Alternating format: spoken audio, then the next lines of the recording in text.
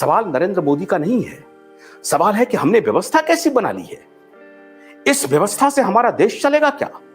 ये आप उठेंगे नहीं क्या? आपको जानने का हक नहीं है क्या?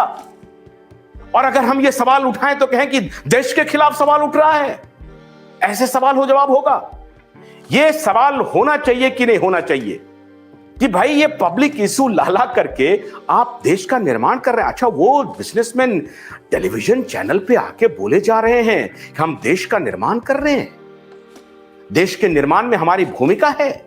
कैपिटलिस्ट के खिलाफ लेफ्ट लिबरल बेईमान है, धूर्त कौम है। मैं उनकी तो बात करता नहीं हूं, मैं जानता हूं उनको कोरोना में क्या किया लेफ्ट लिबरल ने, उसको छोड़ दीजिए। लेकिन सवाल है कि अगर कोई ये सवाल उनके पूछता है कि भाई ये इन्फ्लेटेड शेयर हुआ, ये तो बात मैंने पहले बताई थी आपको कि अगर अदानी अंबानी डूबे तो हमारा देश डूब जाएगा। कैसे डूबेगा? क्योंकि अदानी अंबानी में हमारे सरकार के पैसे लगे हुए हैं, और सरकार के पास किसका पैसा है? आपका और हमारा पैसा है।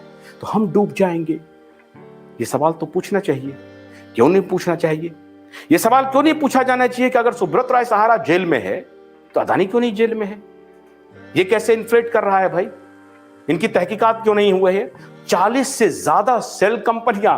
हैरानी होगी, हम अपने दर्शकों को यह बताना चाहते हैं, हैरानी होगी हमारे दर्शक, हमारे प्रधानमंत्री आकर के कहते हैं कि हमने लाखों सेल कंपनियों को एक झटके में बंद कर दिया। तो अदानी की सेल कंपनियां क्या कर रही थी? यहां बंद कर दिया। कंपनी खुल गई मॉरिशस में, यहां बंद कर दिया। कंपनी खुल गई यूएई में, यूनाइटेड अरब एमिरेट्स में। प्रधानमंत्री ने यहां सेल कंपनियों को बंद कर दिया, क्योंकि अगर उस कंपनी में ऑपरेशन नहीं हो रहे थे, टेलीफोन और एड्रेस लेकर के कंपनी था और बैंकिंग ट्रांजैक्शन हो रहे थे, कंपनी कोई प्रोडक्टिव काम नहीं कर रही थी, तो उन सेल कंपनियों को हमारे प्रधानमंत्री जी ने बंद कर दिया और बड़ी मजबूती से कहा कि हम ऐसे फाइनेंशियल फ्रॉड को रोक रहे हैं। किसके लिए? आपके लिए। अब ये जो 40 से ज्यादा सेल कंपनियां हैं अरब, यूएई में और मॉरिशस में, इसका हिसाब कौन देगा आदरणीय प्रधानमंत्री जी?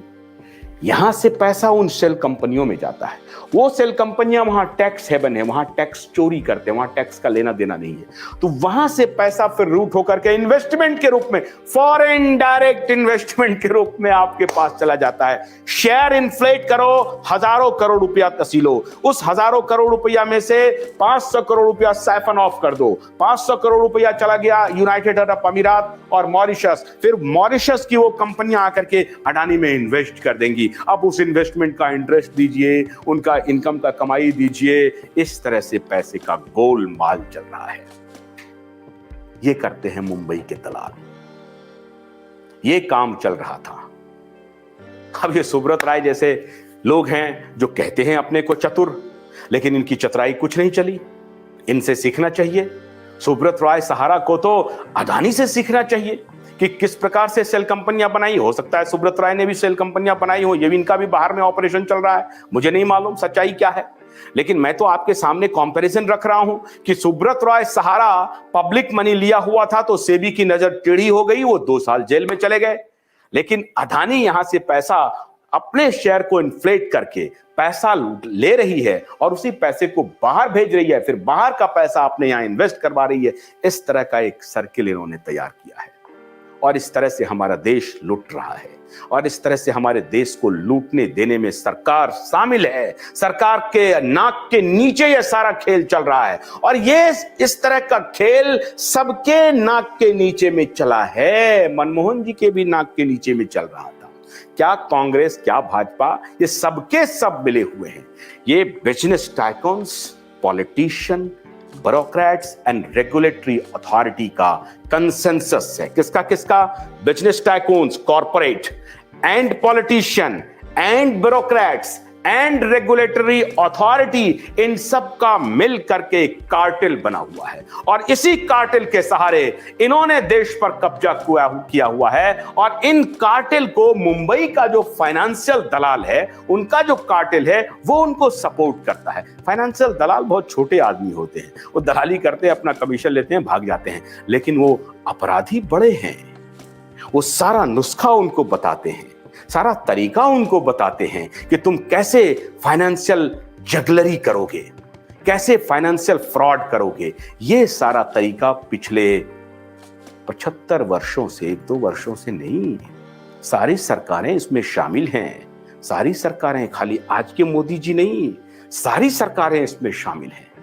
तो आज मैंने आपको पीएम केयर फंड्स की सच्चाई बताई और अदानी की सच्चाई बताई, जो आप जान रहे हैं।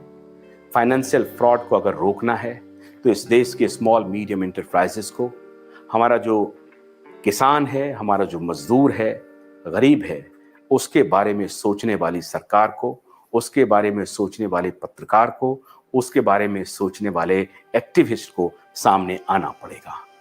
कल रात 9 बजे आपसे फिर मुलाकात होगी। तब तक के लिए आशुतोष को अनुमति दीजिए। नमस्कार।